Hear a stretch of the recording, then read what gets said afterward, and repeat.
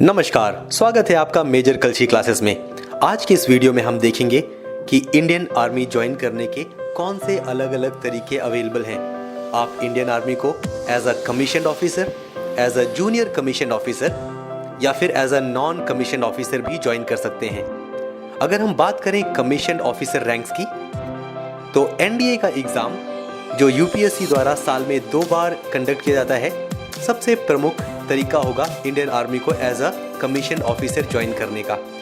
वो सभी स्टूडेंट्स जो 12th क्लास पास कर चुके हैं या फिर 12th क्लास में पढ़ रहे हैं और जिनकी आयु 15.5 से 18.5 साल के बीच है, वो एनडीए का फॉर्म भरने के लिए एलिजिबल होते हैं। आप 12th क्लास किसी भी स्ट्रीम से पढ़ रहे हो, आर्ट्स, कॉमर्स या साइंस, आप एनडीए का एग्ज़ाम लिखने के लिए एलिजिबल होते हैं और इसमें कोई परसेंटेज का क्राइटेरिया भी नहीं होता। एनडीए के बाद जो दूसरा प्रमुख एग्ज़ाम है वो है सीडीएस। सीडीएस का एग्ज़ाम ग्रेजुएट्स के लिए होता है। तो अगर आपने ग्रेजुएशन कर ली है या फिर आप फाइनल ईयर में पढ़ रहे हैं और आपका ग्रेजुएशन किसी भी स्ट्रीम से हो सकता है, आर्ट्स, कॉमर्स, साइंस, इंजीनियरिंग या फिर और कोई भी स्ट्रीम, आप एलिजिबल होते हैं सीडीएस के एग्ज़ाम के लिए अप्लाई करने के लिए।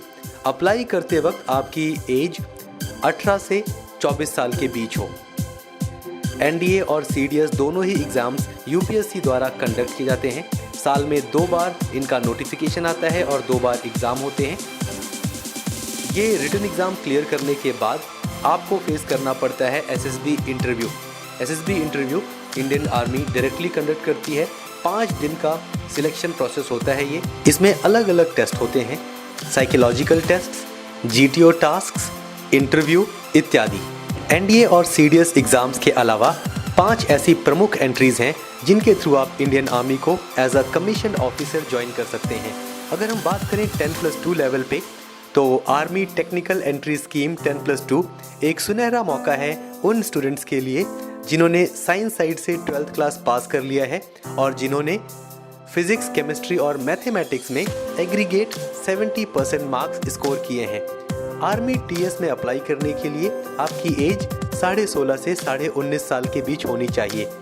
अगर हम ग्रेजुएशन लेवल पे बात करें, तो टेक्निकल ग्रेजुएट कोर्स एक मौका है उन सभी स्टूडेंट्स के लिए जिन्होंने इंजीनियरिंग की किसी भी स्ट्रीम से ग्रेजुएशन किया है। टीजीसी में अप्लाई करने के लिए आपकी एज 19.5 से 26.5 साल के बीच होनी चाहिए। आर्मी टीएस और टीजीसी का जो बेसिक डिफरेंस है वो ये है कि आर्मी टीएस में आपकी ट्रेनिंग 5 साल की होती है, क्योंकि पहले आपको 4 साल इंजीनियरिंग कराया जाता है और फिर 1 साल की आपकी मिलिट्री ट्रेनिंग होती है। लेकिन टीजीसी में क्योंकि आपने पहले ही इंजीनियरिंग कर लिया है, आपकी ट्रेनिंग सिर्फ 1 साल की होती है, जो की होती है आपकी बेसिक मिलिट्री ट्रेनिंग।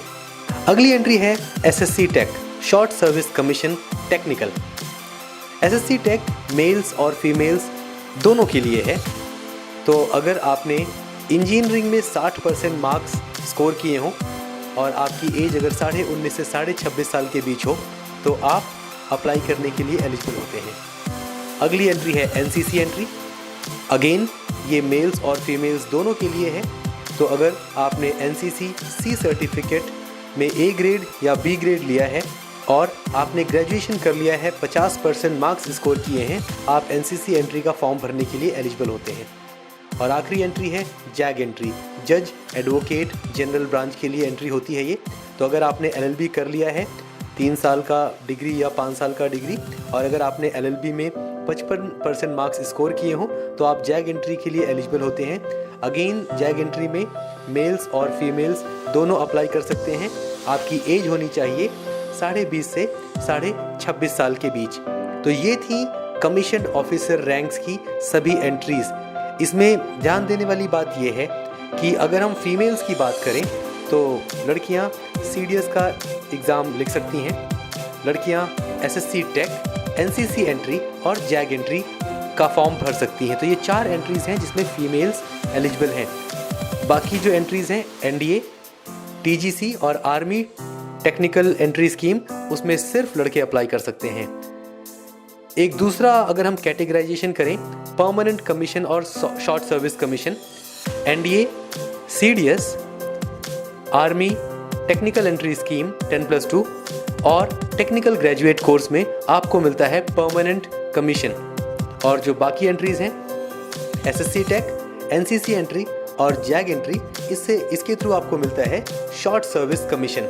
अगर हम डिफरेंस समझें शॉर्ट सर्विस कमीशन और परमानेंट कमीशन में, तो शॉर्ट सर्विस कमीशन में आपके जॉब का टेन्योर होता है 10 साल और डिपेंडिंग ऑन रिक्वायरमेंट और आपका जो परफॉर्मेंस रहा पिछले 10 सालों में, कई बार आपकी सर्विस 4 साल से बढ़ा दी जाती है। तो आप टोटल 14 ईयर्स काम करेंगे इंडियन आर्मी के लिए। अगर हम परमानेंट कमीशन की बात करें तो इसमें आपकी रिटायरमेंट की एज किसी भी दूसरी गवर्नमेंट जॉब की तरह होती है और डिपेंडिंग ऑन योर रैंक आप 48, 52 या 54 साल की एज में रिटायर होते हैं। एक बड़ा डिफरेंस परमानेंट कमीशन और शॉर्ट सर्विस कमीशन में ये है कि शॉर्ट सर्विस कमीशन से रिटायर होने के बाद आपको पेंशन नहीं मिलती है, लेकिन अगर आप परमानेंट कमीशन ऑफिसर थे और रिटायर होते हैं तो आप पेंशन स्कीम का फ़ायदा उठा पाते हैं। कमीशन ऑफिसर्स के बाद अगर हम जूनियर कमीशन ऑफिसर्स और नॉन कमीशन ऑफिसर्स या फिर अदर रैंक्स की बात करें तो सबसे पहले हम इनकी हायरार्की को समझ लें। तो नॉर्मली आप इंडियन आर्मी को ज्वाइन करते हैं एज अ सिपाही और प्रमोशन होकर आपका रैंक बढ़ता रहता है और आप लैंस नायक, नायक और हवलदार और कुछ बटालियंस में हवलदार, मेजर का रैंक पाते हैं। और इसके बाद होते हैं जूनियर कमीशन ऑफिसर्स, जिसमें सबसे नीचे नायब सूबेदार, फिर सूबेदार और फिर लास्ट में सूबेदार मेजर का रैंक होता है। यूँ तो इंडियन आर्मी में एज अ JCO ज्वाइन करने के सिर्फ 2 ही ऑप्शन हैं और ये ऑप्शन कुछ स्पेशल स्किल्स वाले लोगों के लिए हैं। पहला है रिलीजियस टीचर, जिसमें अलग अलग धर्मों के धर्मगुरु जैसे पंडित जी, मौलवी और पादरी जिनकी उम्र 25 से 34 साल के बीच है, अप्लाई कर सकते हैं। इसमें अलग अलग धर्मों के लिए अलग अलग स्पेशल एजुकेशनल क्वालिफिकेशन की डिमांड होती है। और दूसरा है catering JCO, army supply core में ये वैकेंसी होती है। तो अगर आपने 10+2 के बाद होटल मैनेजमेंट किया है और आपकी उम्र 21 से 27 साल के बीच है तो आप केटरिंग JCO के लिए अप्लाई कर सकते हैं। इनके अलावा हवलदार रैंक की 2 डायरेक्ट एंट्रीज होती हैं इंडियन आर्मी में। पहला है हवलदार एजुकेशन, जिसमें अलग अलग ट्रेड्स के लिए या तो ग्रेजुएशन या पोस्ट ग्रेजुएशन की रिक्वायरमेंट होती है और आपकी एज 21 से 25 साल के बीच होनी चाहिए। और दूसरा है सर्वेयर आर्टोग्राफर। इसमें अगर आपने ग्रेजुएशन किया है विद मैथमेटिक्स और आपकी एज 20 से 25 साल के बीच है तो आप अप्लाई करने के लिए एलिजिबल होते हैं। और अंत में हम बात करेंगे इंडियन आर्मी की सबसे प्रमुख एंट्री की नॉन ऑफिसर रैंक्स में, जो कि है सोल्जर्स की रैली भर्ती। इसके थ्रू इंडियन आर्मी अलग अलग ट्रेड्स जैसे general duty, clerk, technical, nursing assistant और ट्रेड्समैन में रिक्रूटमेंट करता है। अप्लाई करने के लिए एज 17.5 से 23 साल के बीच होनी चाहिए।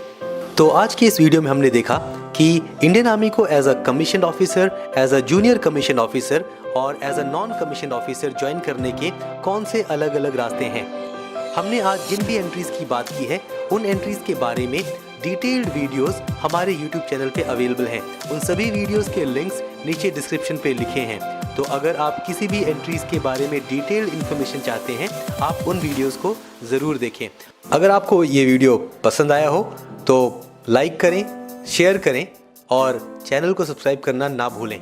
और हम बहुत ही जल्द बनाएंगे इंडियन एयरफोर्स, इंडियन नेवी और इंडियन कोस्ट गार्ड को ज्वाइन करने के अलग अलग तरीकों के ऊपर videos. Stay tuned. Thank you for watching.